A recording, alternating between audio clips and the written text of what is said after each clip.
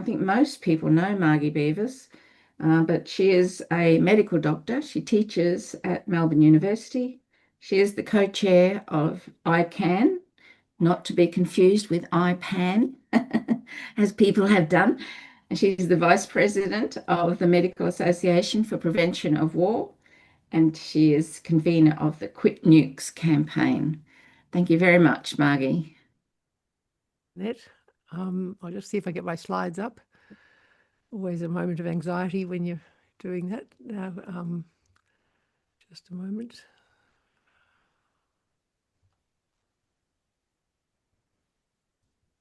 Can people see the slides?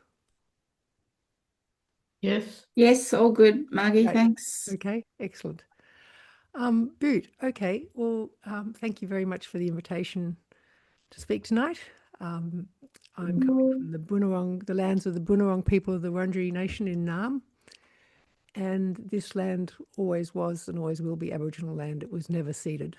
I'd also like to acknowledge the ongoing health impacts of colonisation. I'm here on behalf of 3 organisations, really, all dealing with nuclear weapons and all pretty unhappy about it. I'm going to start by just talking about the framework of what we're dealing with. A lot of you will know this stuff, so bear with me. It's really just an update, and then what we can do about it. So, I mean, there's so much going on at the moment with climate change, advances in AI that we really don't understand, and even the creators don't really understand how they work. Pandemics, we know that there's been multiple near misses from nuclear weapons. Since the Cuban Missile Crisis, there's been more than a dozen. There was a nice report from Chatham House. I've put references down the bottom of the slides for anyone who wants more information. And on top of all that, we've got Gaza, Ukraine, Russia, Sudan, Myanmar. There's a lot going on that's just appalling in the world. And then the perennial cost of living pressures and other homelessness, whatever. There's a lot happening. So a lot of focus has come off nuclear weapons. But it shouldn't, because as sort of the geopolitics gets worse, we have appalling leadership, unstable and unpredictable. And also, as we have an increasingly climate-stressed world, this will mean increased risk with increased conflict. Just since May, India and Pakistan have had airstrikes. Ukraine's bombed Russian nuclear-capable bombers, and Israel's bombed Iran's facilities. And really, quite seriously, every day that we don't have nuclear war is a lucky day. We've got about 12,300 nuclear weapons now, which is a lot better than the peak of 70,000 in the late 60s. But they're bigger. They're a lot bigger. Nearly 150,000 Hiroshima-sized bombs, which is really hard to get your head around. People talk about low-yield nuclear weapons. Well,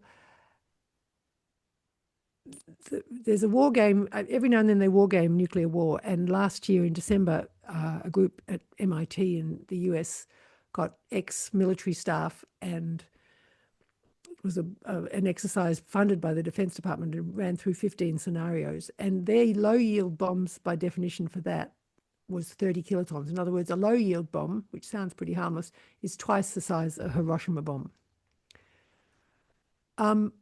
As many of you would also already know, there were decade-long climate impacts with just a very small amount of this arsenal being used. The smoke would go up into the stratosphere. In the stratosphere, it doesn't rain down. So you've got really major impacts. Huge fires follow these weapons going off. And the result of the fires and the stratosphere is basically nuclear winter with sort of between 12 and 18% reductions in, and this was for a small war, in rice and corn and wheat. This in turn would lead to global famine, and then in turn in countries, food insecure countries in Africa and in Asia, there would be massive starvation and putting 2 billion lives at risk. And in addition, if it was a major nuclear war, say between the US and Russia, with a much greater percentage, I think 5 or 6% of the arsenal, we'd be looking at about 4 to 5 billion deaths out of a total global population of 8 billion. So it's pretty horrific. This is a nice graph in terms of showing how the stockpiles have reduced. And as you can see, the United States and Russia are by far the biggest countries to have nuclear weapons. Looking at the other countries, not US and not UK, there's been a steady increase in the number of nuclear weapons, and they are reportedly all increasing. We don't know about Israel, but then that's just because we don't know about Israel. But it looks like that every other country is steadily increasing its nuclear arsenal. So basically, the only reason the UK and the US numbers are not increasing is because of the New START treaty, which expires in February next year. And then they'll have no numerical limits. There are currently 2,100 nuclear warheads on high alert that can be launched within minutes. And one of the scariest things I saw as a doctor in COVID was Donald Trump with COVID and low oxygen. And when people have low oxygen from COVID, they're very irrational, going into hospital. And as he went into hospital, the Marine carrying the nuclear football trotted along behind him. And that was just a complete failure of chain of command. For him to make any sort of decision when he's hypoxic was just like terrifying. Even more news, happy news, modernization's happening. We know nuclear armed states are involved in conflict. Russia and Israel have both made explicit threats using nuclear weapons. And the Zaporizhzhia power plant in Ukraine is basically a nuclear weapon in situ, which has also been very much at risk. Both the US and Russia are deploying nuclear weapons in other countries, and cyber warfare is a blossoming industry and will continue to blossom with AI tools. So the risk is really just going in the wrong way. It's increasing. As many of you know, Nihon Hidankyo, a grassroots organization of Fubakusha, survivors of Hiroshima and Nagasaki, were awarded the Peace Prize, Nobel Peace Prize, for their fantastic advocacy over decades. The chairman said, "It's naive to believe that our civilization can survive a world order in which global security depends on nuclear weapons." And basically talked about the world's not meant to be a prison in which you all wait collective annihilation. And really is 9 countries holding the world to ransom. And when people tell you you're being unrealistic to aim for nuclear disarmament, I think it's unrealistic to think that you have any choice, that you have to do what you can to reduce the risk, because the risk is there every day. And there are a lot of these weapons out there. So the good news is that with global movements, action happens. Gradually, after World War II, everyone was so appalled by what happened that they became very stigmatized. And really, it's only by widespread moral outrage that we can keep this movement going and keep pressure on governments to have sort of verified, negotiated reductions in stockpile.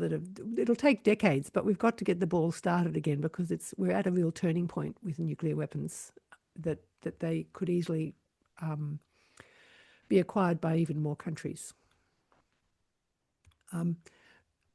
So public pressure does create treaties. It does work. In the 50s, it got rid of nuclear weapons testing. In the 80s, it led to marked reductions in stockpiles. And in the 2000s, it was a global civil society effort, started here in Melbourne in Australia, that held 3 intergovernmental conferences in 2013 and 2014 and invited governments to come and listen to what actually happens if there is a nuclear war. And over 140 countries sent official delegations. And this led on to the work in the United Nations General Assembly, and then a treaty where 122 countries supported the treaty to prohibit nuclear weapons and finally make them illegal. Because up until that point, they'd been legal, and really they're the worst of the weapons. They're worse than landmines, worse than chemical weapons and biological weapons. Anyway. So now the bit that's over to you. What can we do? We need persistent public appeals and sustained pressure and lobby this government to sign the treaty. One of the hopefully good things about having a huge majority is you might have a little more courage to do what you've said you'll do. And it's been ALP policy since 2018 and reaffirmed at 2 subsequent ALP national conferences that the Labor government would sign and then ratify this treaty. It's worth noting that in 2018 at the ALP conference in Adelaide, it was Anthony Albanese who was the ICAN spokesman, if you like, or who the ICAN negotiator when he was negotiating with Richard Miles, with Penny Wong and others to get this policy adopted.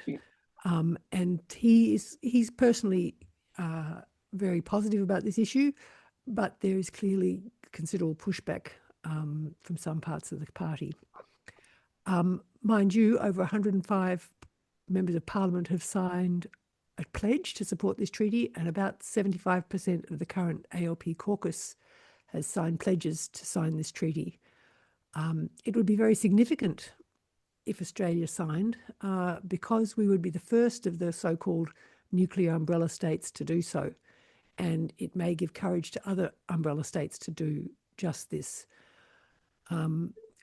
Philippines and Thailand have signed, and both of those are both of those are allies of the US, and yet they have signed and ratified this treaty. And people use the US alliance as an excuse not to sign. Well, not so. It's quite possible that that's not an impediment for all the excuses that they have. So if you can, send a letter or an email to the Prime Minister and the Foreign Minister, asking them to sign now, and similarly contacting a federal MP. I've put some tools on the bottom of the slide. If you just go to the ICAN Australia website and click on the action button, you'll get these tools. But basically, they'll help you write a letter, help you do it. And it only takes about 5 minutes. It's not very much to do.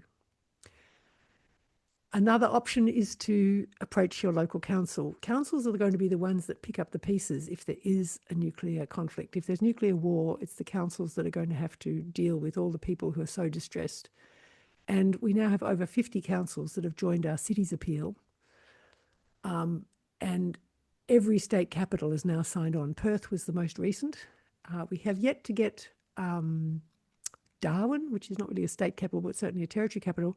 And I think politically that's a bit tough at the moment. I don't think we're going to get Darwin for a little while. But if you want, go to the ICAN website, go to the action page and look at the city's appeal and see whether your city, your council has signed on.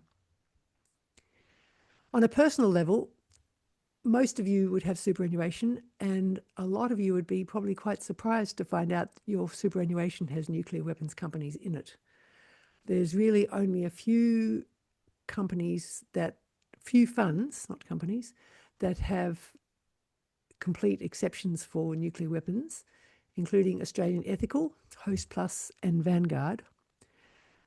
Over the last 5 years with Quit Nukes, I've met with a lot of fund executives, and one of the excuses they trot out is that members don't care about it. Well, we think it's not that members don't care about it. I think members don't know about it. Most of the ethical funds with these super funds are out of nuclear weapons, but they still have nuclear weapons in their My Super portfolio, and My Super is the default. So if you just sign up to, say, Hester or one of the others, you will automatically go into the My Super fund unless you nominate that you want to go into the ethical fund. So basically, again, it doesn't take very long. Go to your fund's website, go to the Contact Us page, and then ask if they have nuclear weapons companies in any part of their portfolio. And if they do have nukes, tell them what you think, because it really is outrageous that our pensions are funding nuclear weapons companies.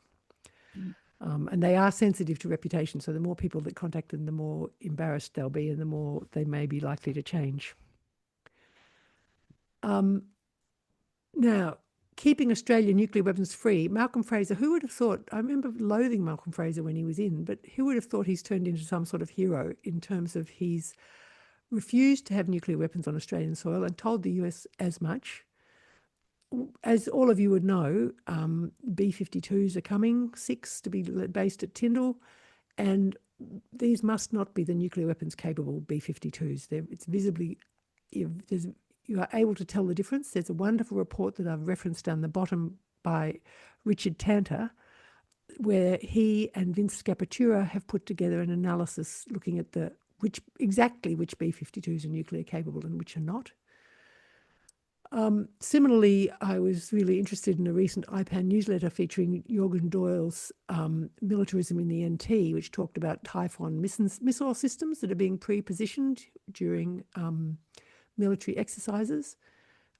Similarly, visiting submarines should be explicitly banned from carrying nuclear weapons, and Pine Gap should not be used for nuclear targeting.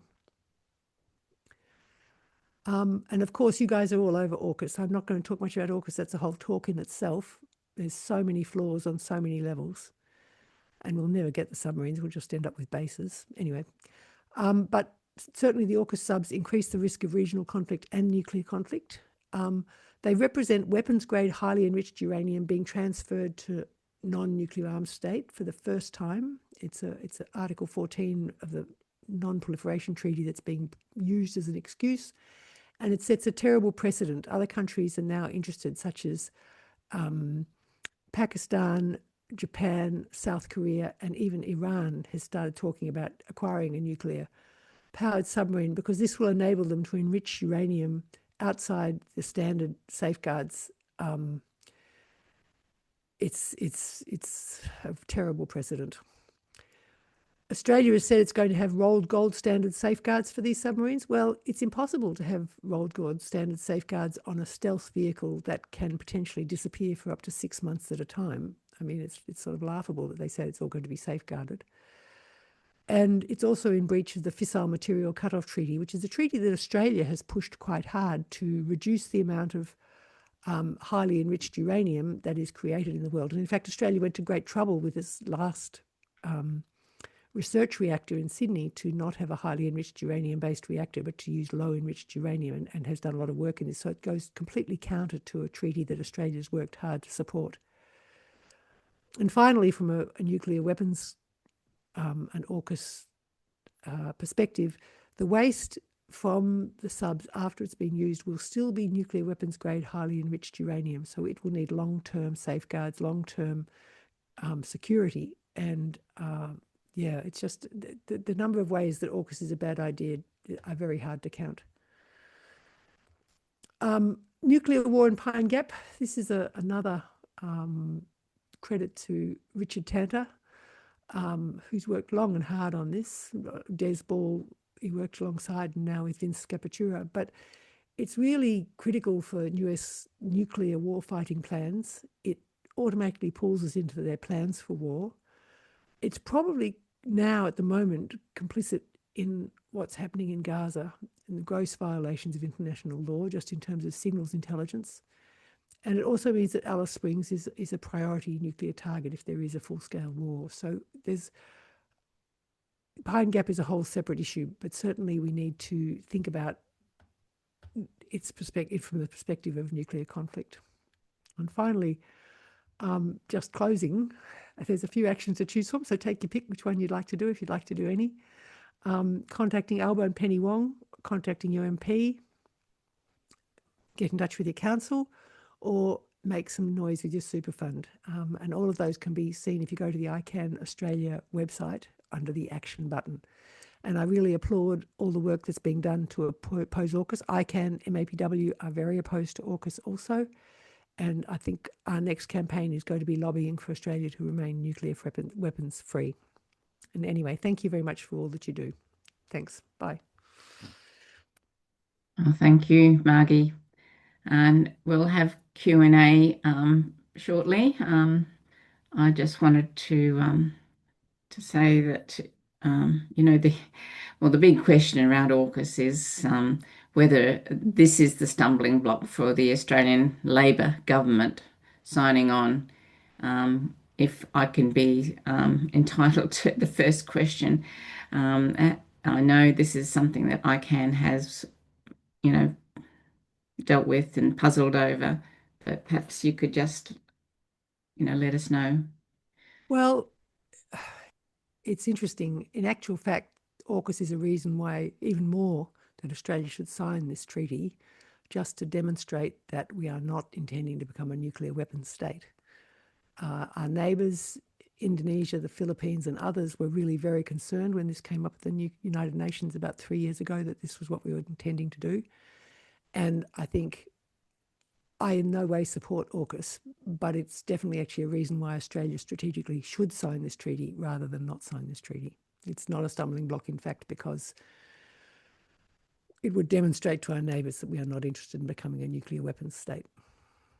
I guess the clauses of the TPNW that it's been talked about before in relation to the transiting of potential nuclear capable materials. Do you have any idea how a country like the Philippines, who has signed and ratified, is able to adhere to those requirements of the treaty?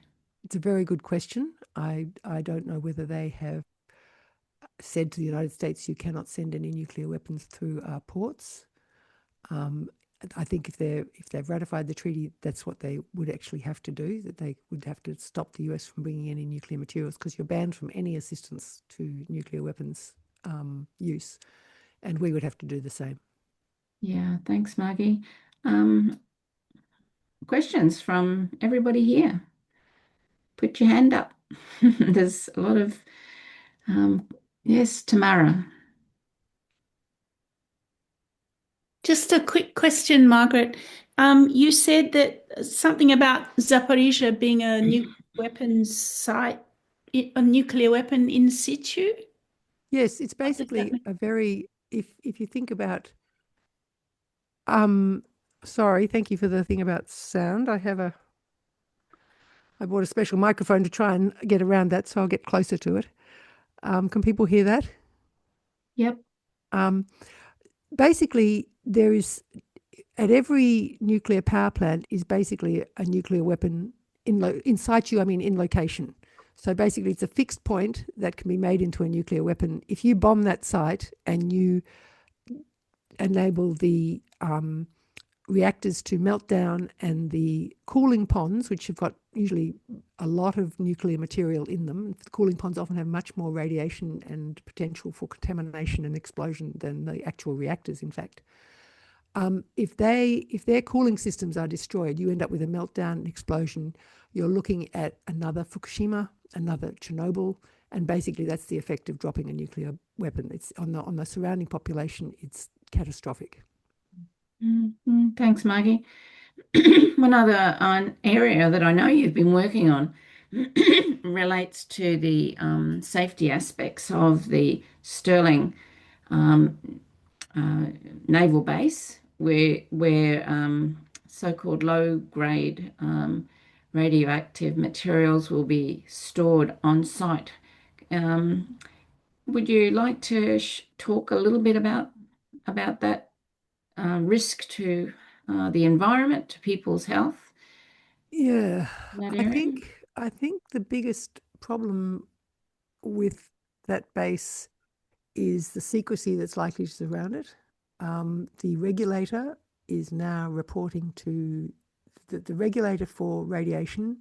It's not now, but in the next couple of months, is going to transfer from the independent body IPANSA to a separately set up naval nuclear regulator who is reporting, supposedly independent, but who's reporting to the defence minister. Now, this is a recipe for major problems because poor regulation had a lot to do with what happened in Fukushima. They didn't put enough safety features that they were warned about. And it's globally recognised that if you don't have an independent regulator, if the regulator has an interest in the continuing processes, it really means that the system is not properly regulated. I think the actual health risks to the people in that area are from nuclear accidents or becoming a nuclear target.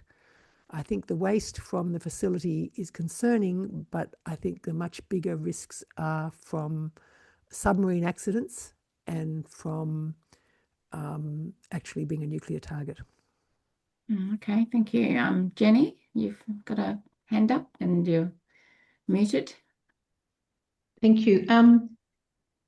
Thanks, Mark. I have a question in mind, and you've reinforced what my enthusiasm for it. It's just, I live in a very progressive suburb, relatively in North Carlton, but I lived in central New South Wales where people voted mostly National, and said, relatively compared with me, I suppose, conservative or whatever reactionary views, but the Rotary Club was very good there at bringing out speakers on controversial subjects, and people, if that person could speak like Margie does, like in just ordinary rational sort of terms, not overdoing things, not looking too black one-eyed, or people are very receptive. And I've got a friend and a colleague living in Shepparton. She was saying how they think nuclear power is fine, and I do think we need another campaign. I'd thought before of Dave Sweeney, but I think Mark would do it excellently, just to have a low-key meeting to talk to people about these issues, because they just don't know. And when Lindsay Tanner was the Labor member here, he was from the country, and he said they're 10 years behind. And I still think they are, although they've got this, there's the internet and all, but I think that person-to-person contact with sort of genuine people can be very effective. And I really feel it gives me the creeps a bit how many people still in the not in the city, more progressive suburbs, still want nuclear power. And I felt with Dutton, although in one way the fossil fuels were behind him for wanting nuclear power, but I just felt at a gut level that he would love nuclear weapons to be that person. I'm sure he would. And so I was wondering whether there's any people like ACF and Margaret have the resources. If Mark could contact this friend in Shepparton and ask if there is a group like that, they're like Rotary or someone that might have a speaker, and it's not a big red flag for people. I think it's really important, because Jenny, that's a really good thing you've raised, I think, and it is you're just spot on about the person-to-person. We need to have a lot of our progressive movement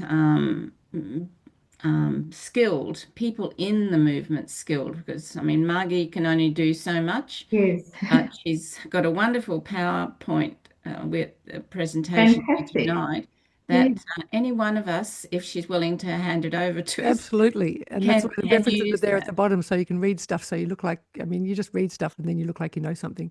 Yeah, so I do think that's a really good point, and I'd encourage everyone here at the meeting to think about whether they may be in a position to organise a small gathering, use the slides that Margie's going to give to us, and just listen to what people have to say and engage on the issue, because a lot of it is about just not really knowing the realities that we're dealing with. Yes, and even if they understand three of those points, even if they could understand three of those points, that would be enough, I think, to switch people over. Because absolutely. Thanks very much for bringing it up. Jonathan? Sorry, just taking off mute. Just further to that, I was going to say that 3 years ago, IPAN was on. Oh, sorry. I just muted you by mistake. Sorry. It's all right. I get the message. 3 years ago, just on a related note, 3 years ago, when IPAN rolled out the People's Inquiry report, we offered training through myself and Margaret Clark from Quakers around preparing to meet with a member of parliament or a senator. So it might be worth us thinking about, and that was really about upskilling people who haven't done those kind of visits before, and insight into, how to approach meeting with parliamentarians and whatnot. So that's something for us to think about as well, just at a broad level, some skills and tips around doing that stuff.